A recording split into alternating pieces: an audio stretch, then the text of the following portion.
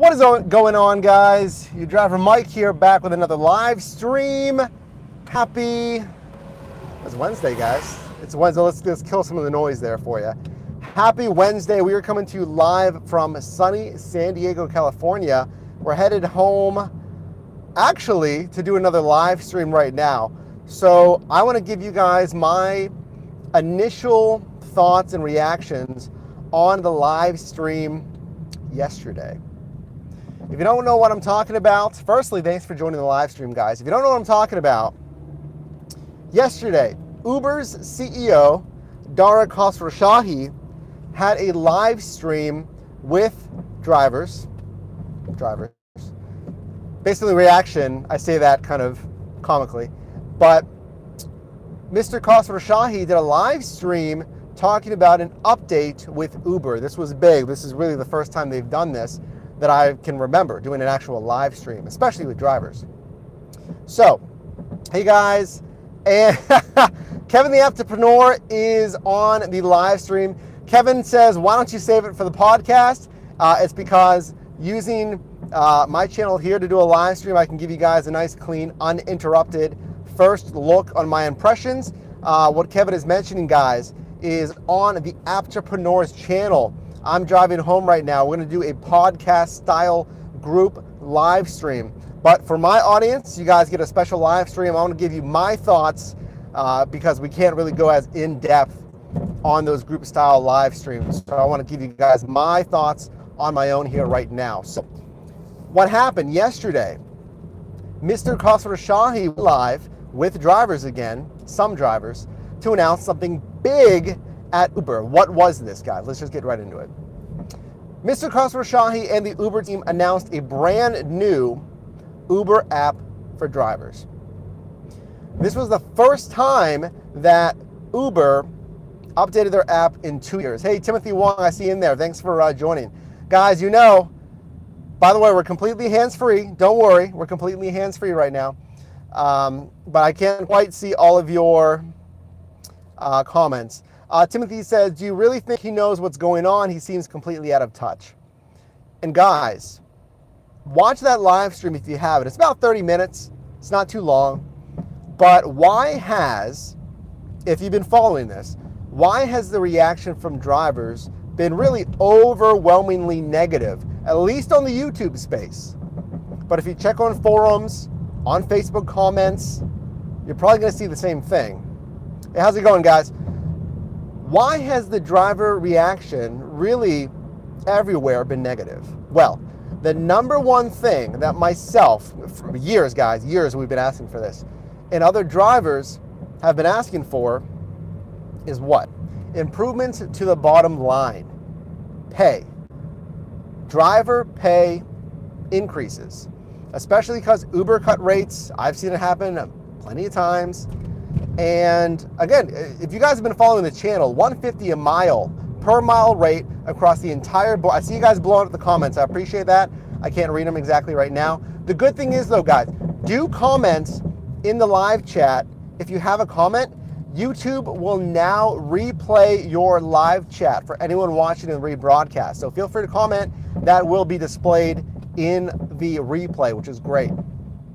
But again, guys, we've been asking for higher rates, or at least, I mean, come on, fair rates for at least a year and a half. You know, when I saw the rate decrease, drivers were upset.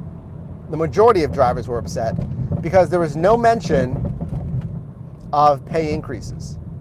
I mean, there was really not many, there wasn't really any mention of pay at all. So what was covered? In this 30-minute live stream, Mr. Khosrowshahi brought on a head of driver experience engineer, as well as another app experience team member, whatever you want to call it, to talk about this app. A few things that happened in this app. You can, and it's kind of silly to talk about this because the improvements that actually happened weren't really extravagant. Number one, you can now track your earnings in real time on a daily basis. So your app will now show your earnings in the front screen I can't read the comments, guys. I'm sorry. But you can now see your earnings in the front screen in real time, so you know exactly what you're making on the ride. I mean, that's not enough for a live stream. You know, 7,000 people watched this live stream, by the way, when it happened live. At least 7,000 people were watching this live stream. Okay, so you can watch your earnings in real time, and it updates daily in real time, so you can see what you're taking home. That's not, I mean, remember, Uber and Lyft had updates to earnings to make it more transparent. So now it's just in real time. That's not really a thing. That's not much of an improvement. Secondly, you will now see earnings opportunities in your area. The Uber app will now prompt you if you're in a slow area to maybe go to a different area, or maybe that it anticipates a demand in a higher area coming up. So it'll now give you a little bit of a heads up to earnings opportunities. Thirdly, now you guys know that when you accept a ride request and you're on your way to the passenger, sometimes a passenger will call or they'll text you asking, hey, did you get the right address? Do you know where I'm at? Parking's tough. Can you pick me over here and pick me up here instead? Okay. Here in California, guys, you cannot interact with your phone at all. I came from Pittsburgh, Pennsylvania. There, you can interact with your phone a little bit, but you can't text, okay? Which means you can punch in GPS information, stuff like that, but you can't text. Really, here in California, you can't interact with that phone at all. I mean, when I say interact, I mean touch, touch the screen and whatnot. Uber has an update that says, okay, well, we know it's frustrating when passengers call or text when you're en route to them. We have created an update that lets you quickly send responses to these passengers in the app. So what that means is, they call you, well, they text you rather. They text you and say, hey, where you're at. And you can click on the screen and it says, sorry, stuck in traffic. Or sorry, I don't know, running late, whatever it said. It has those messages already ready to go. You just have to tap it and it sends it to your passenger. I thought that was kind of odd because, again, the laws here, you can't interact with your phone. You can't text passengers. So while this isn't using, your native text, I guess, your messaging app if you're on the iOS system, right? While it's not using that, you're still texting your passenger, via the Uber app. And at the very least, you're still interacting with your phone, which you're not supposed to do. Hey, C4400, how you doing? I see you in there. So I found that kind of odd, especially because Uber is based in San Francisco, which is, of course, in California, obviously, and they have to obey those traffic rules and law. And you get updates, you get messages. They made that cleaner, and they reorganized the profile screen as well. So those are the main updates. If I'm missing something, please let me know. I know there's a few updates, and I don't have the printout. CNET did an article on it. I printed it out. I don't have it with me, unfortunately. But that was the gist of it, guys. It was a redesign. It was a few updates. It's supposed to be cleaner, and that's basically it. I mean, there's a little bit of different user interface as far as how it looks, but nothing too crazy. And I saw a comment in here that said, we don't need a new app, we need higher rates. Okay, let's talk about this, guys. This is the second point I wanted to talk about today. We talked about the updates that happened to the app. What does this mean for drivers? What does this mean for Uber as a company, Uber's direction, Uber's response to drivers in listening to drivers? What does this mean? What does this live stream mean yesterday? Well, there was no mention of rates. There was no mention of rate increases, of changing rates, anything like that. Now, if you remember, a couple weeks ago, a few markets, 4 or 5 markets, had 5 to 10% pay increases. Now, this is why it's so important to talk to you guys about this, because you see one thing, but we have to consider other things as well. So the pay increase, 5 to 10%, Philly, Pittsburgh, Ann Arbor, Michigan, I think a lot of Michigan, Houston, saw these 5 to 10% pay increases. Well, great, you know, they're increasing the rates. Generally, like I said in my video that I did on this update, generally pay increases are a good thing if we keep everything else constant. Operational costs, gas prices, right, being the main thing there. Here's the thing, is that we're going into the summer here in a couple of months. Traditionally, gas prices peak June and July. So that 5 to 10% is going to be offset by these increase in gas prices. And actually, Lisa just commented that Houston did not get a pay. Okay, I appreciate that. Lisa just said Houston, correction, did not get a pay increase. I believe I did have a viewer confirm that as well. I must have misremembered that. I appreciate that, Lisa. So what do we have? We have some of Michigan, Pittsburgh, Philly, maybe Cleveland. I'm trying to remember.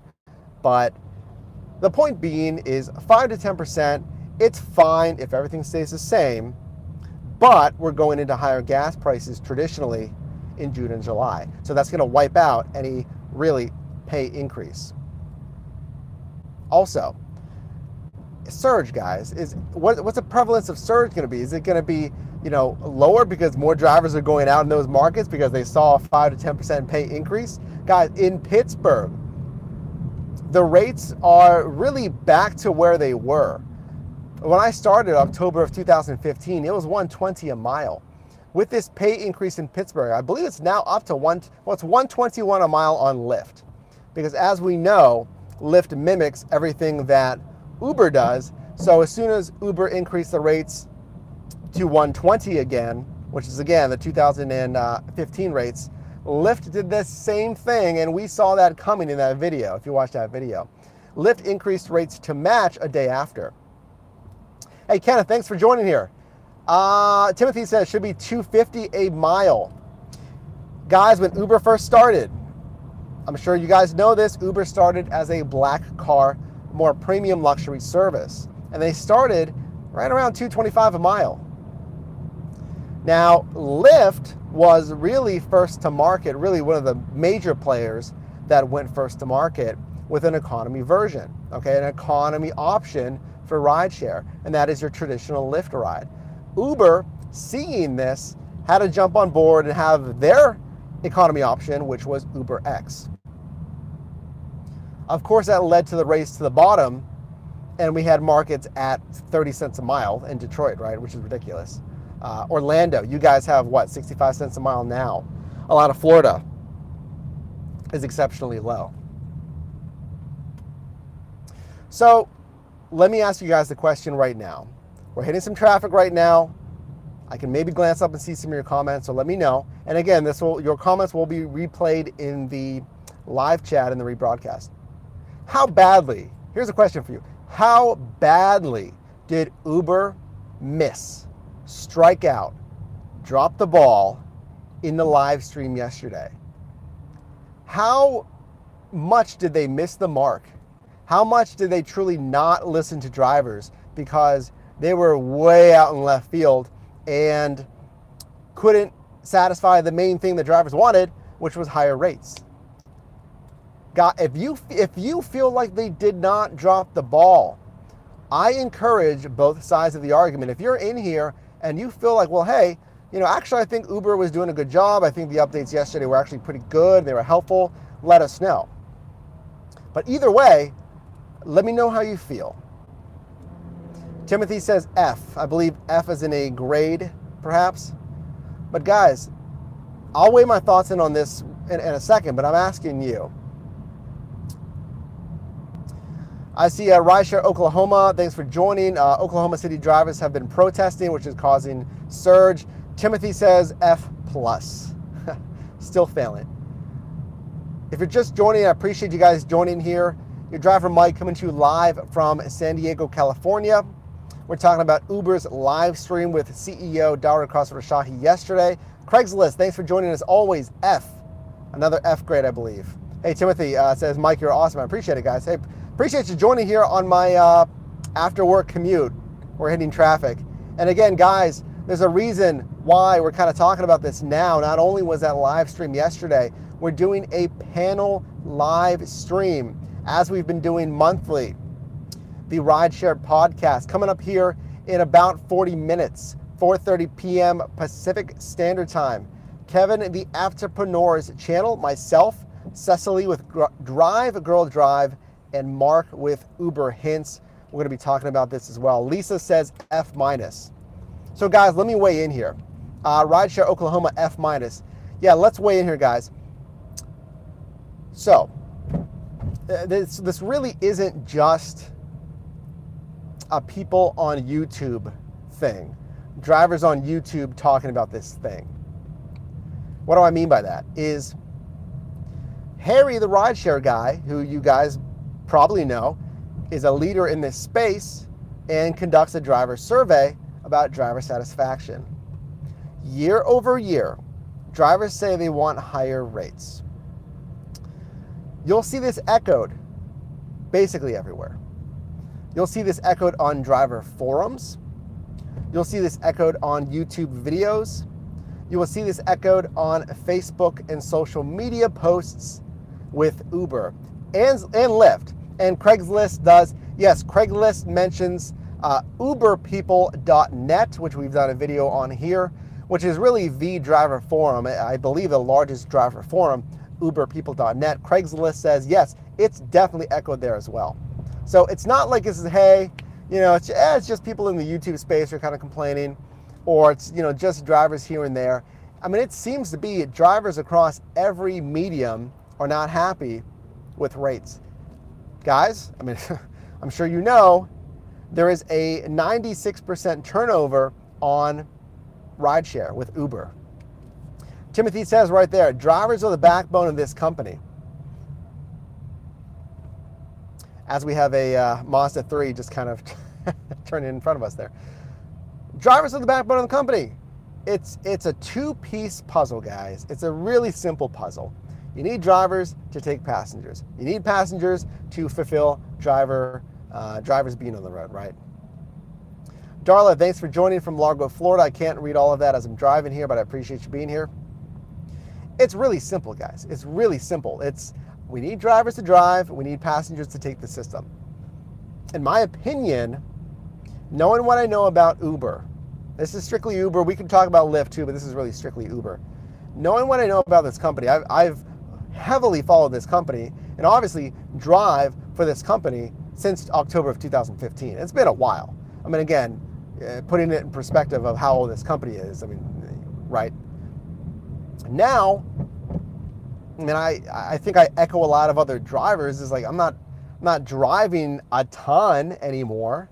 I'll drive for large events, you know, weekends if I know it's a big party for students. But, you know, I don't drive anymore, and I kind of would like to, you know, if rates were flat, solid, if it was at least at $150 a mile, I wouldn't have to worry about anything. I could just go drive whenever I wanted to. You know, that would be convenient. Now, I may be pursuing a Lyft guarantee this week, perhaps.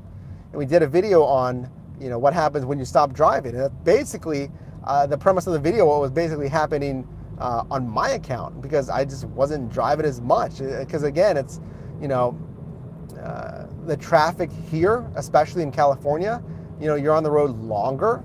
Your wheels aren't turning as much because you're sitting in traffic, investing more time. That rates are important because of that. You know, if I'm going to be sitting in traffic, the rates per mile matter, but hey, I mean, let's not forget the rates per minute as well. And both of those are important. So, I mean, let's take a step back.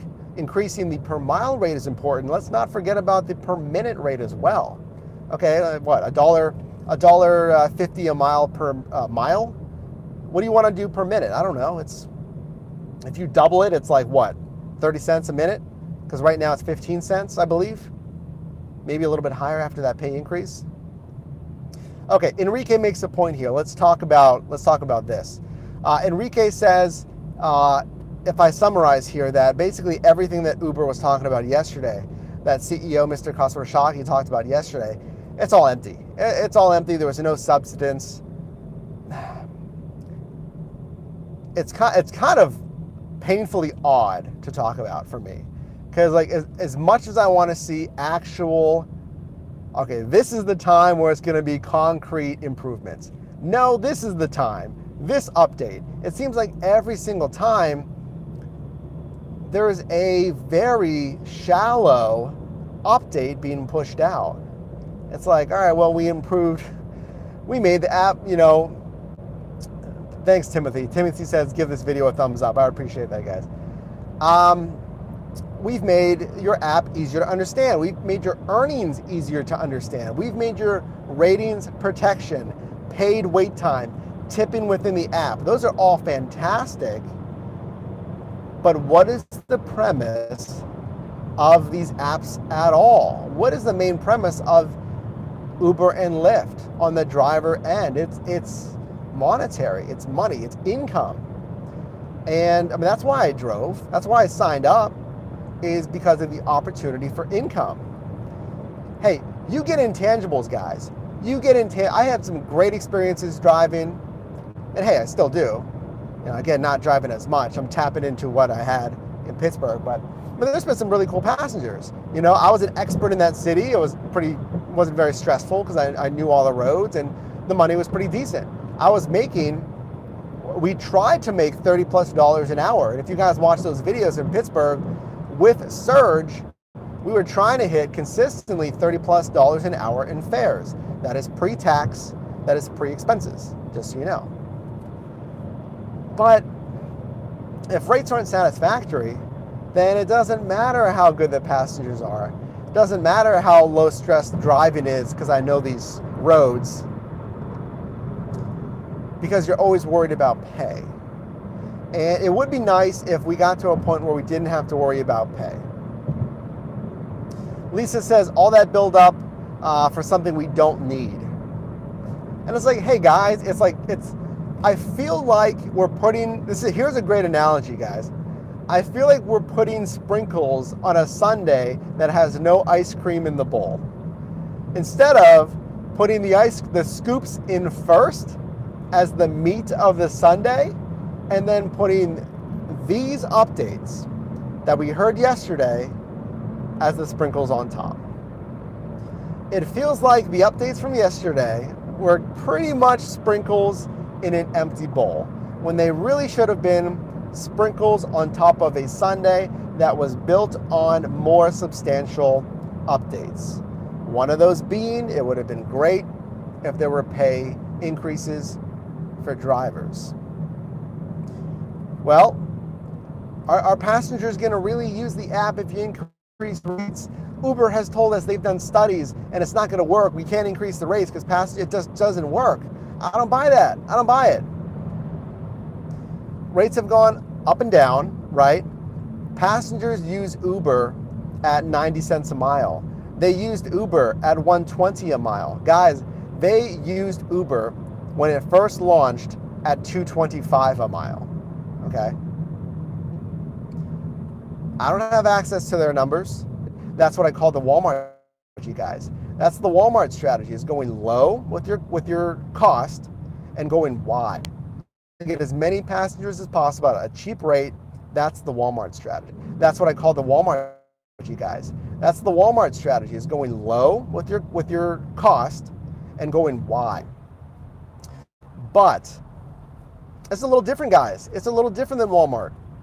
You know, you have providers providing those products. I'm giving Walmart a bowl. I sell a bowl to be sold at Walmart. Walmart says, hey, you got to sell that thing for 25 cents.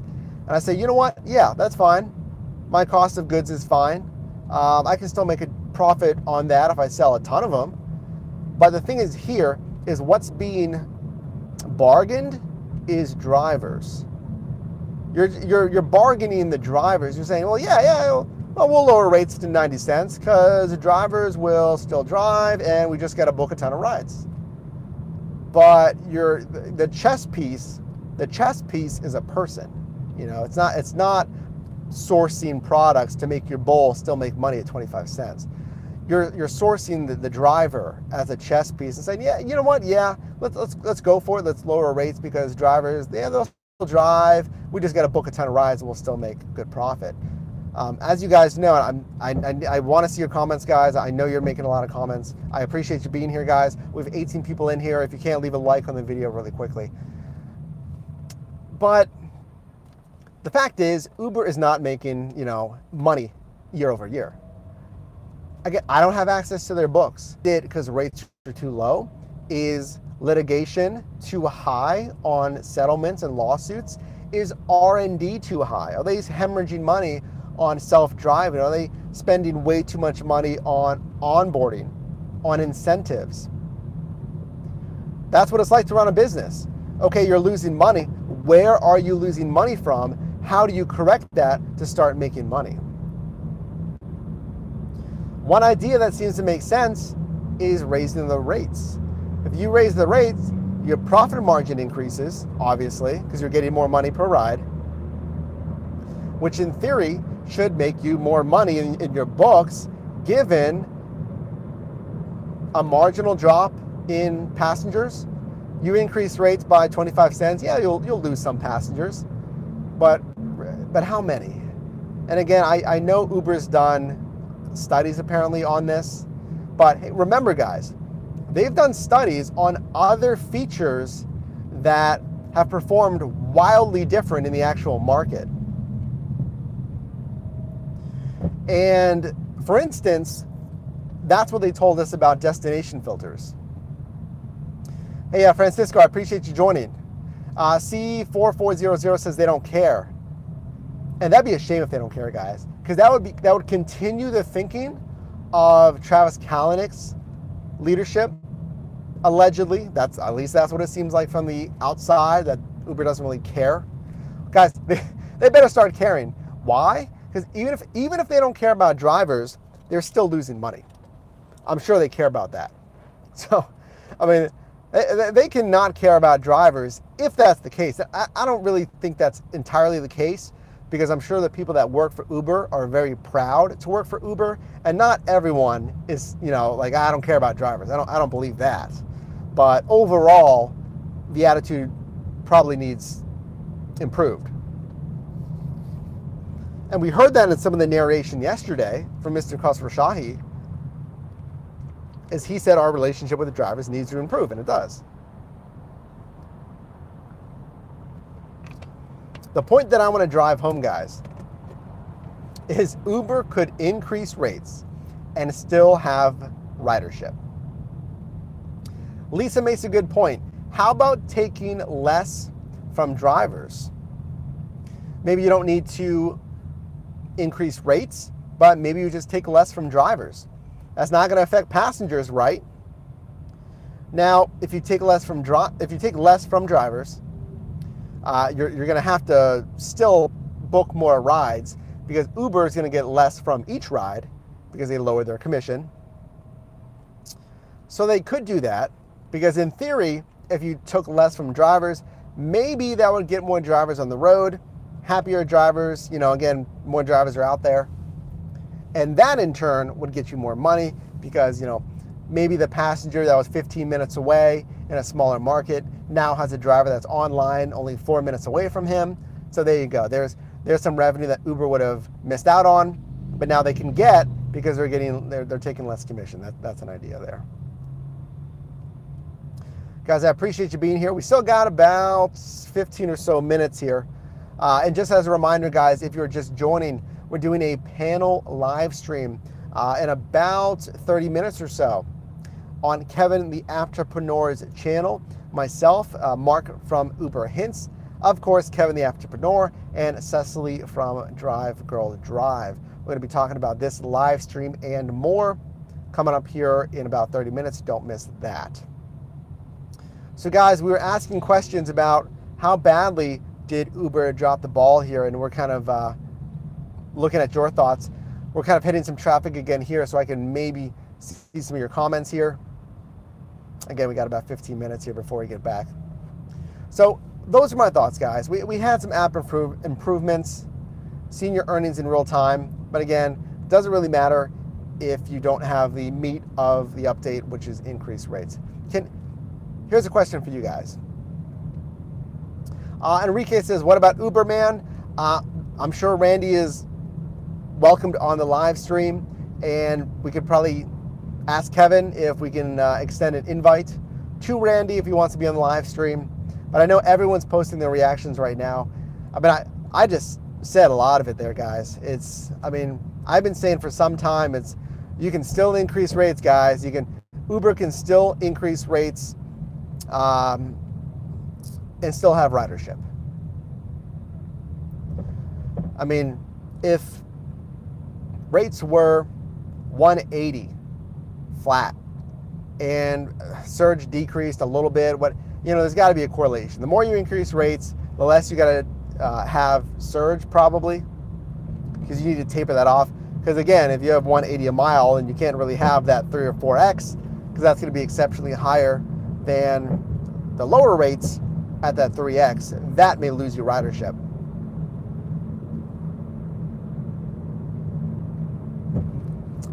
And I just saw something come across here. Yeah, Craigslist said there has to be a happy medium. There has to be a happy medium with rates, surge, incentives. I mean, as a new company, a newish company, we'll say, Uber needs to find that happy medium. I mean, there's not a happy medium when you're losing money. Uber's not making enough money. Drivers aren't happy with income. So they have not found that sweet spot yet. Let's see if we can scoot over, guys. There we go.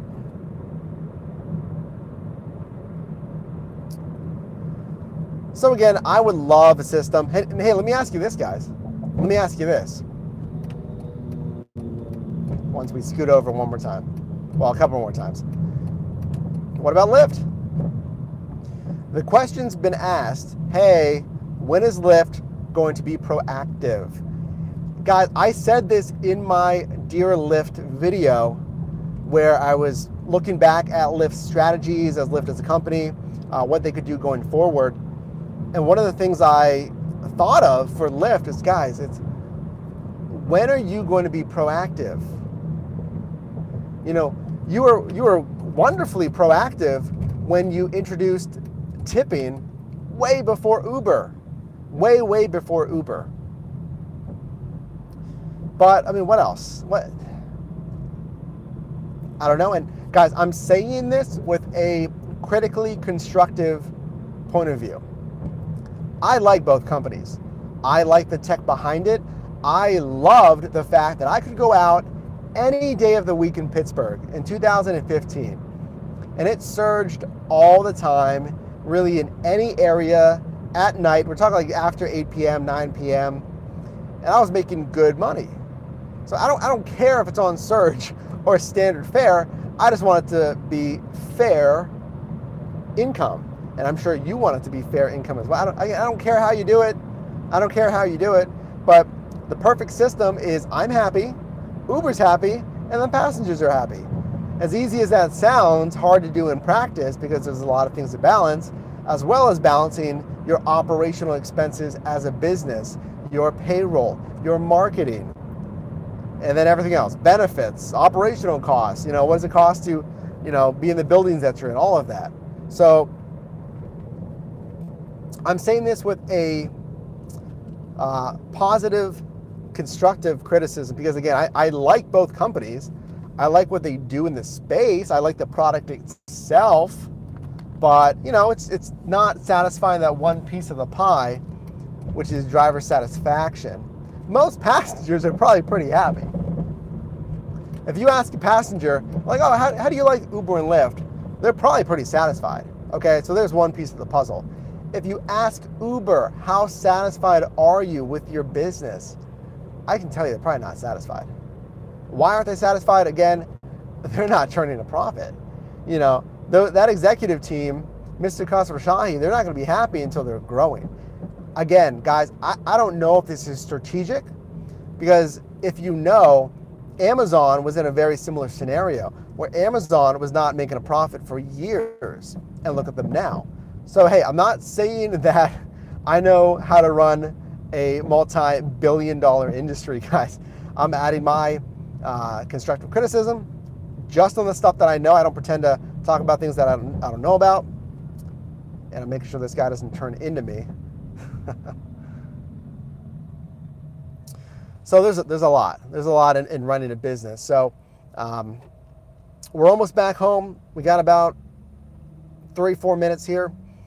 Post any other questions in the comment section here. Lisa says, and why waste money and resources building a new app when it's not needed? That's a good question. Think about that. There was 100,000 rides taken to test this new system. I just saw a Lyft driver pass us. Uber did 100,000 rides testing this system. Mr. Khosrowshahi drove some of those rides, actually. They met with the drivers on several occasions. All this stuff costs money.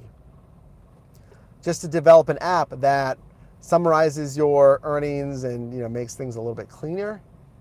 Exactly. Is that worth it? What's the ROI on that? What's the return on investment? Again, I'm not saying that my thoughts here are absolute and they're not the absolute right way, but so guys, as we wrap it up here, remember we're doing this live stream here in about 15 or so minutes. Post your questions in the comments below, please, as I didn't get to see everyone's comments here as we were driving. Post them in the live chat if you're still in the live chat here, as your comments will replay during the rebroadcast here. So make sure to post your questions in the comments once this video posts. I'm going to go back in there, and again, as you guys know, on this channel, I try to respond to most every single comment. If you have a constructive question, thoughts, feel free to leave it. It seems like drivers, it seems like they missed the mark. It seems like Uber missed the mark here with this update. I wouldn't really disagree with that.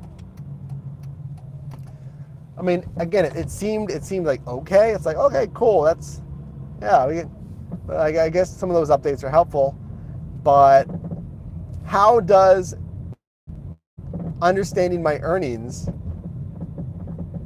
how does a cleaner navigation screen help me make more money? If you're driving full-time, if you're driving part-time, why are you driving? 99% of us, it's because of the monetary factor, revenue, income for us. A full-time income, a part-time income, doesn't matter. Some people drive just to be social, just because it's something fun to do. That's cool. Do your thing. But most everyone is doing it for the monetary aspect of it. So we're almost home, guys. The thing I'll say to you is please always try to look at other revenue streams. Affiliate marketing is a great way to make some extra income if you can scale that. Because, again, this is a volatile market. We have no idea where this is going to be going in 3 to 5 years from now. I'm going to see if I can answer just a few of your questions here in a moment, guys. And hey, before you go, I know we're wrapping up. Before you go, because we had another live stream coming up, could you please leave a like on this video, guys? It does show me, it really does show me that you guys get value in live streams like this. Shows me that you guys like videos like this. Gets more people in here, gets more eyes on your Driver Mike channel. And speaking a little bit of YouTube, it does boost us in YouTube's almighty algorithm, which really helps out the channel. I'd really appreciate it, guys. Oh, okay, we're back. We're back, guys. We are back. Okay. This is glaring right on my face, as you can see. C44 says, the big plan was to get you to drive for free, basically. Taking a business loss while they make their millions and pull the wool over your eyes to make you actually think you're making money. Guys, what the thing is, though, is that they're not even making millions. They're kind of losing millions, actually. Uber has lost $1 million every single week in the push for Uber Pool in San Francisco. That's really when they first started, but they were losing $1 million every single week on the push of trying to promote Uber Pool. So, I mean, they haven't really been making a ton of money. They've actually been losing money. Hey, Rossi, thanks for joining.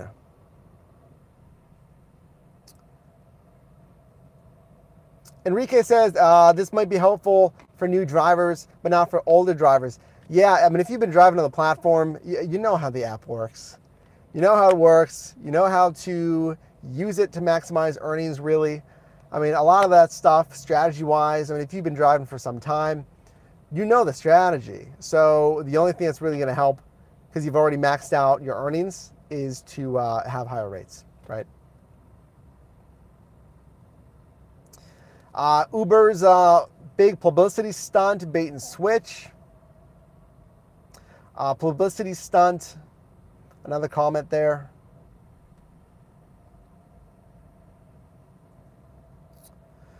Enrique says, I like Lyft better than Uber in my market. It pays better, except their deductible is extremely high, $2,500. Yeah, we commented on that, guys. $2,500 deductible if you're tapping into Lyft's insurance. All right, guys, I'm going to get going. I'm going to get ready for our next live stream here in about 10 minutes. Guys, I really appreciate you being here. I'm gonna look at the live stream after this. I'm going to read your live stream comments here and post any questions in the comment section after this post. I'll see you guys soon over on Kevin, the Entrepreneur's channel, and I will see you guys in the next one.